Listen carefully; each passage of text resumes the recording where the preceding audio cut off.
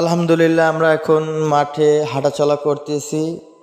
আর কিছুক্ষণ পরেই আমরা জোহরের নামাজ পড়ব জুমার। আল্লাহ পাকের কাছে লক্ষ লক্ষ কোটি শুকরিয়া। আমাদের যে উদ্দেশ্য নিয়ে আমরা নেসারাবাদ আইছি সেই উদ্দেশ্য সফল হয়েছে। আল্লাহর কাছে অনেক খুশি। আল্লাহ তাআলা আমাদের উদ্দেশ্য কবুল করছে। সবসময় মজা, ঠান্ডাও না গরমও না। আমার হৃদয়ে কোরআন যেন এরকম ঝিরঝির করে বইতে থাকে।